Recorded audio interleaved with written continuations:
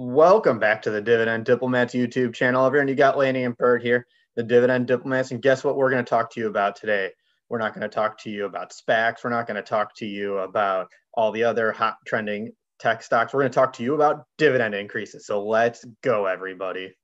You guys know the drill right now. Smash that subscribe button. Give Bert the Hurt and Big L a thumbs up. But we can't wait to talk to you about not one, not two, not three, not four, but five dividend announcements during this past full week of March.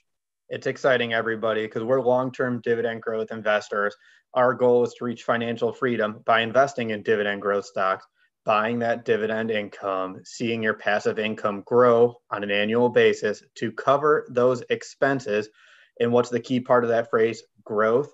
We want to see our dividend income grow. And that's why every week we try to bring to you the major news and all the dividend increases that were announced by some of our favorite companies in the community. Again, we're all trying to reach financial freedom, and dividend increases and dividends matter here. And that's why we want to bring you these five big names. Bert's going to kick off the list here. Some of these names you may know, some you may not. We'll try to do a little bit of background on them and provide some other dividend metrics to the stock, as you could consider these as a dividend stock to put on your watch list or a potential stock to buy right now. Yeah, exactly, Lanny. And what's cool about this first one is they are actually a repeat on our dividend increase series. We featured them a couple of months ago when they announced a dividend increase, but there was a little twist in that one. And this now is they just ran right through the door and everything is ready to go. That first company is Darden Restaurants, ticker symbol DRI. So what was so cool about this dividend increase? Last time when they announced a decent sized dividend increase, but Lanny and I quickly noted that dividend increase put the dividend still way below their pre-pandemic levels. Well, here we are at the end of March and management said, Lanny and Bert, take care of this, get this out of here. We are back to our pre-pandemic dividend levels. They announced a 137.8% increase. Exactly, Lanny. They increased that quarterly dividend from 37 cents per share to 88 cents per share. And that yield now is about 2.4%. So they are back, baby. The OG, not to be confused with the original gangster, but the Olive Garden said the never-ending pasta bowl is back, baby. Yeah. But yeah, their dividend is back, as Bert just said, back to the pre-pandemic levels of 88 cents per quarter, going from 37 to 88 cents. During 2020, they cut it, brought it back at 30 cents in September. 3 months later, said, oh yeah, things are not too bad. Let's go from 30 to 37 cents. Then 3 more months later, this is what we get, right back to the pre-pandemic levels for Darden Restaurants.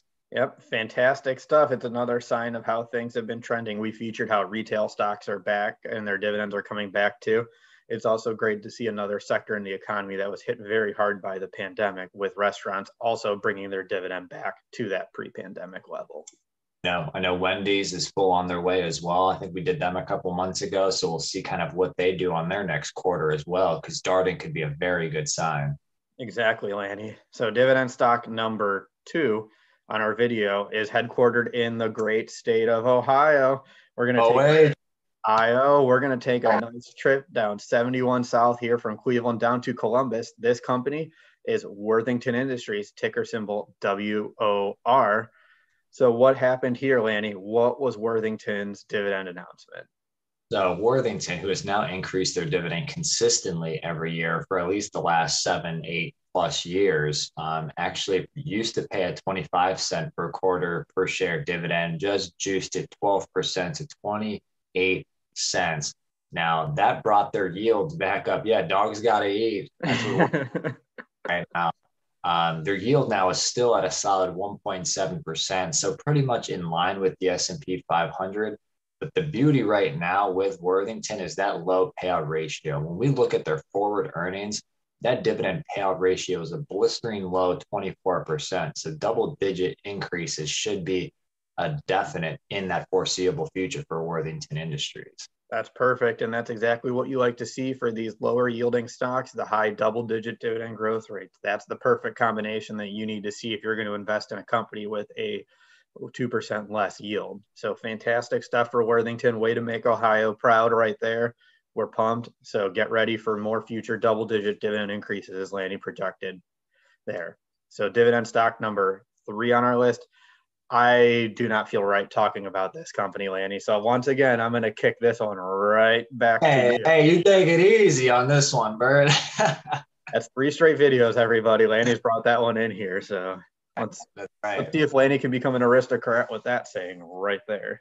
Yeah, let's see if we get for 25 in a row. But this one made sense because it's Armanino Foods of Distinction, ticker symbol AMNF. You could find a lot of their financial news on the OTC. So if you Google just OTC AMNF, because they're such a small micro cap company, I was acquiring shares of this stock, I believe in 2019, maybe early 2020. I can't even remember at this point. I don't know. You just made a couple just out of nowhere, randomly large purchases of this company, if I recall.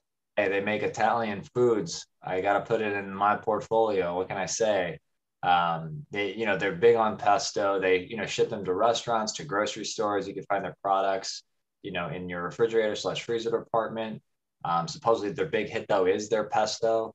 So definitely take a look at it. Feel free to buy a couple of jars, support the stock. Thank you.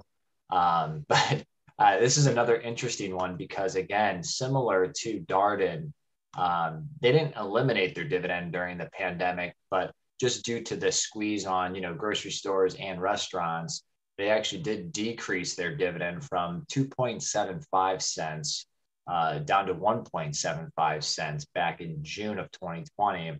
And, seeing their quarterly earnings and reports that they were putting out, things seem to be getting much better in the bottom part of 2020. And again, management said, hey, we're bringing back their dividend, not by a small amount. So they went back from 1.75 cents to, again, 2.25 cents. And that is a 28.6% dividend increase for Armanino Foods. Fantastic. That's huge. That is huge. And now they're yielding well over 3% too, yielding right around 3.3%. And what was cool with them is when Laney and I were joking around back when they cut their dividend, they actually had one of the stronger statements about why they were cutting their dividend, what their purpose was, and how they were going to plan to bring it back.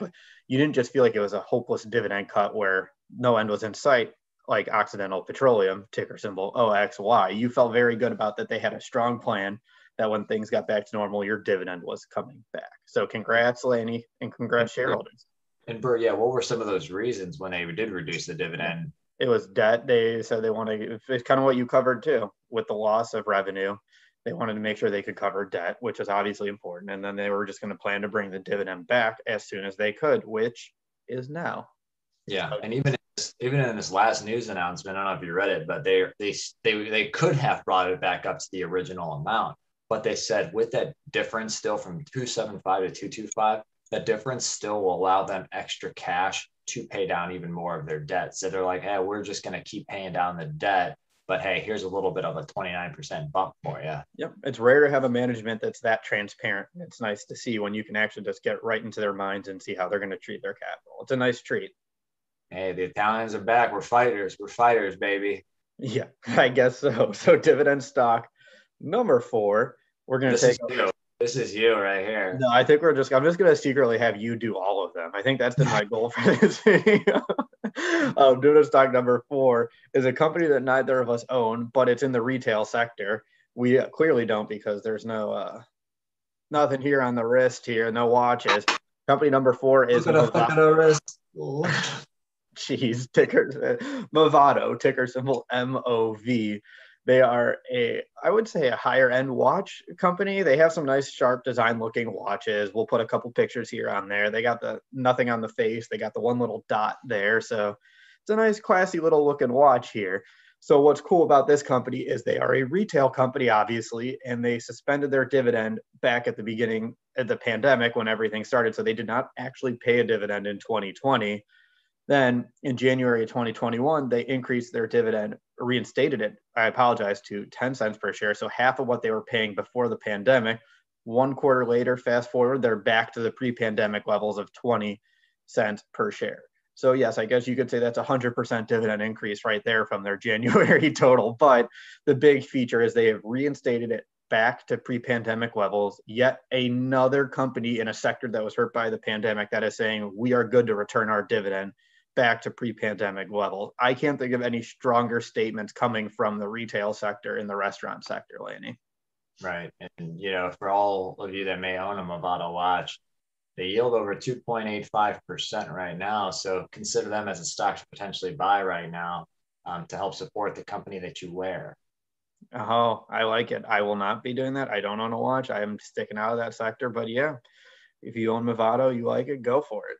All right, Bert. So that was stock number 4. Let's slide into 5. We're going to stick in the same industry here. And this one made me do like a double, triple take. I was like, what?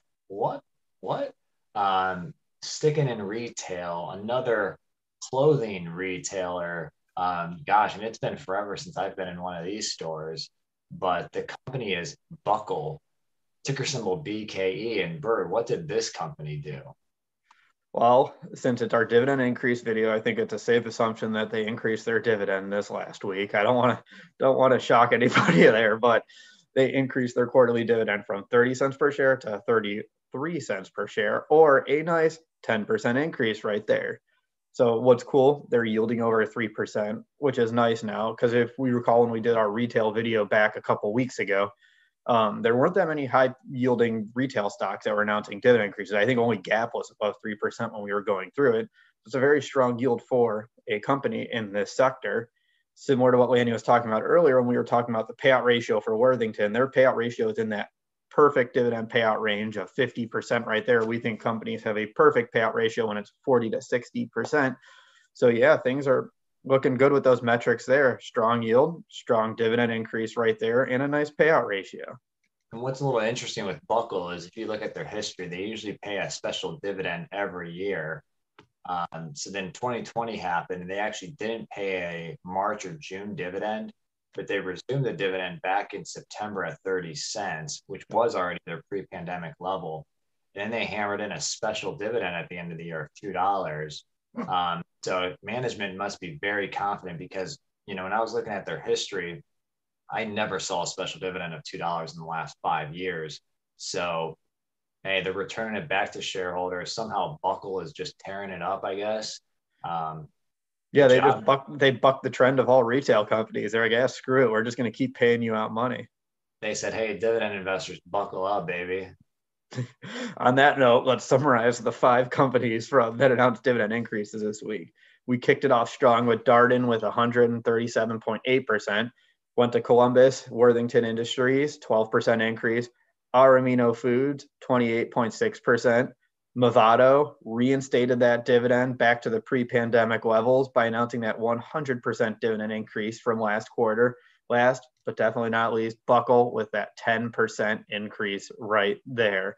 So Lanny, I know I don't own any of the stocks on this list, so I went another big goose egg here. Oh, there's the one for you, Lanny, of course. So we are interested to hear how that I own none. Lanny owns one. How many do you own? How many dividend increases did you receive this last week? So please keep us updated and let us know in the comment section what increases you received. And as a teaser, April is going to be a banger of a month. Bert's got the list ready for expected dividend increases. So check that article and video out when it comes out. Again, let us know your feedback. Let us know if there are some stocks that we didn't talk about because we felt this past week was a little bit on the quiet side. But feel free to let us know in the comments. If you haven't already, give this video a thumbs up. Subscribe to our channel. You got Bert the Hurt and Big L from the Dividend Diplomats. Over and out.